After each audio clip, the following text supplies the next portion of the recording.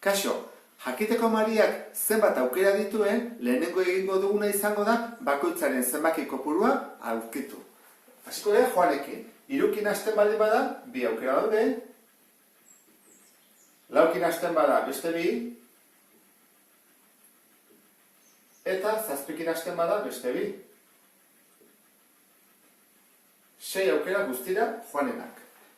Eta Paulorenak 2 dihoazte. Horran, 2ekin hasten bada, 3 aukera ditu. 3ekin hasten bada, beste 3. 4ekin hasten bada, eta azkenik 7ekin hasten bada.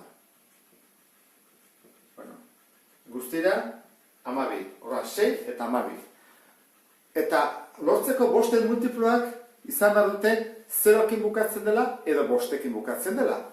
Orduan, nola lortu ezakegu hori?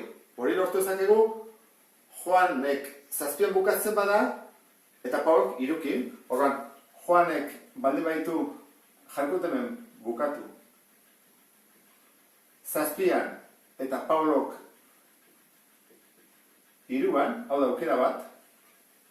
Beste aukera bat da alderantziz, ezta? Baldin badu Joanek 3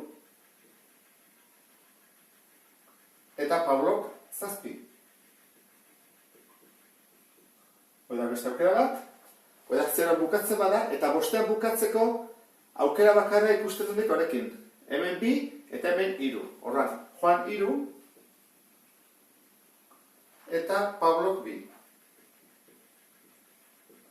Horran, bukaera horiek baldin badute, orduan 5 multiploak izango dira. Horran, beste guztiak kenduko ditut, ezta? Horran, kenduko ditut 4an bukatzen direnak. 4an bukatzen direnak. Horran, besteak kopiatuko ditut. Eta da, 3, 4, 7, 4, 3, 7, 4, 7, 3, 7, 4, 3. Hori dira, Joanenak. Eta Paulorenak elkartuko dut 3koak. 23, 43, 73, 27, 27, 47, eta 32, 42, 72. Egin dutena izan da, ja, taldekatu.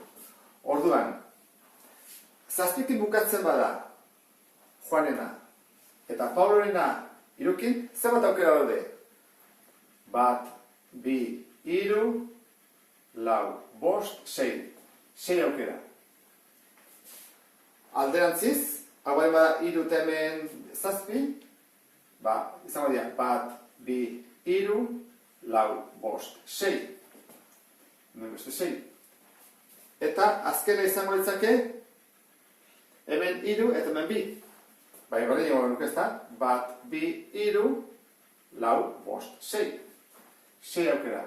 Horra, guztira, 18 aukera ditu. Eta horrela bukatuko nuke problemarekin. Beste bat arte, agur!